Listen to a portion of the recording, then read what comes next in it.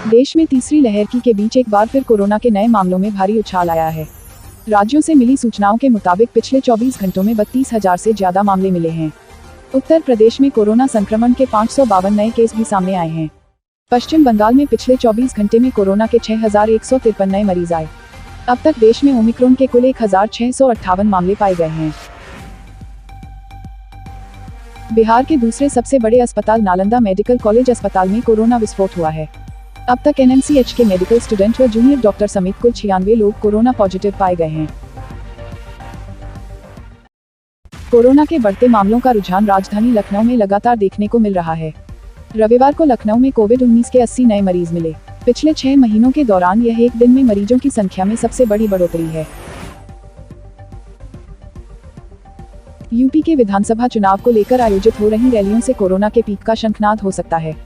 यह कहना है आईआईटी के प्रोफेसर मनींद्र अग्रवाल का। अपने गणितीय मॉडल सूत्र से दूसरी लहर की भयावहता का आकलन करने वाले प्रोफेसर अग्रवाल ने बताया कि कोरोना की तीसरी लहर को कोई रोक नहीं सकता है। कोरोना की तीसरी लहर का पीक आना निश्चित है। उन्होंने कहा कि लहर की शुरुआत हो गई है, केस तेजी से बढ़ रहे हैं और इसका पीक फरवरी में आएगा। पीक पर 1 लाख लोगों पर अस्पतालों में 80,000 बेड की जरूरत पड़ सकती है। कोरोना के बढ़ते प्रभाव को देखते हुए सुप्रीम कोर्ट और इलाहाबाद हाई कोर्ट तथा हाई कोर्ट लखनऊ बेंच में आज से मुकदमों की सुनवाई वर्चुअल होगी। कर्नाटक में कोविड-19 मामलों में तेजी के बीच मुख्यमंत्री बसवराज बोम्मई ने लोगों से बीमारी के प्रसार को रोकने और तालाबंदी से बचने के लिए सरकार का सहयोग करने को कहा। यूपी में चुनाव का मंच सज चुका है। प्रदेश में ताबड़तोड़ रैलियां हो रही हैं। हर राजनीतिक दल अपनी ताकत को बढ़ाने में जुटा हुआ है। प्रदेश में विधानसभा चुनाव का माहौल बन चुका है। ओमिक्रॉन संक्रमण के खतरे को देखते हुए इन चुनावों के दौरान प्रचार की अवधि को कम किया जा सकता है। माना जा रहा है कि इस बार चरणों की संख्या में कुछ कमी हो सकती है। इसका कारण कोरोना के खतरे को देखते हुए तेजी से चुनावी प्रक्रिया को पूरा कराना माना जा रहा है। 2017 में 4 जनवरी को चुनाव की घोषणा हुई थी। 11 फरवरी से 8 मार्च तक 7 चरणों में वोटिंग हुई थी। 11 मार्च को नतीजे आए थे। अब यह माना जा रहा है कि यूपी में इसी सप्ताह चुनावों की तारीख का ऐलान हो सकता है। वहीं यूपी में चुनाव आचार संहिता लागू हो सकती है। केंद्रीय सड़क परिवहन विभाग ने अयोध्या के लिए 20,000 करोड़ की परियोजनाओं का प्रस्ताव तैयार करा दिया है, ताकि अयोध्या को विश्व की सांस्कृतिक राजधानी बनाया जा सके। लेकिन अत्यंत दुखद है कि लखनऊ से अयोध्या हाईवे टोल रोड की हालत अत्यंत खराब स्थिति में है। रोजाना करोड़ों रुपए टोल लेने के बाद भी पूरी रोड पर गड्ढे ही गड्ढे हैं, जिसकी वजह से समय खराब होने के साथ दुर्घटना का भी खतरा बना रहता है।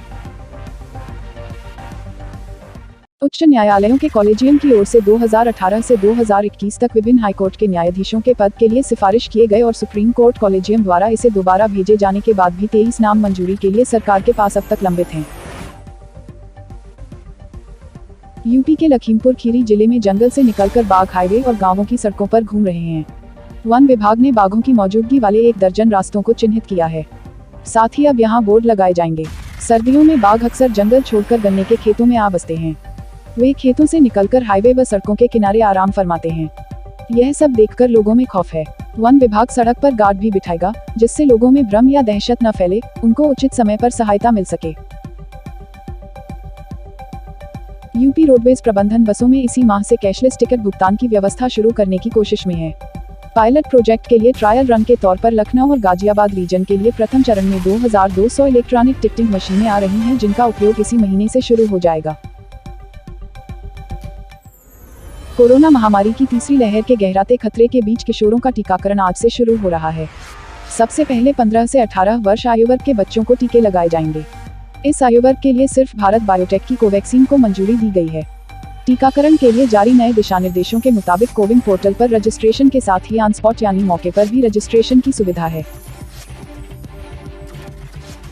आंचलिक मौसम विज्ञान विभाग की चेतावनी के अनुसार पूर्वी यूपी के लखनऊ, गोंडा, बलरामपुर, हरदोई, बस्ती, जौनपुर, सुल्तानपुर, कुशीनगर, गोंडा, वाराणसी समेत कई अन्य जिलों में घना कोहरा हो सकता है। यह स्थिति अगले 2 दिनों तक ऐसे ही बनी रहेगी। हालांकि रात के समय तापमान में गिरावट दर्ज होगी। चीन के वैज्ञानिकों ने कृत्रिम सूरज परमाणु सम्मेलन रिएक्टर को सफलतापूर्वक दुनिया में दिखाया है।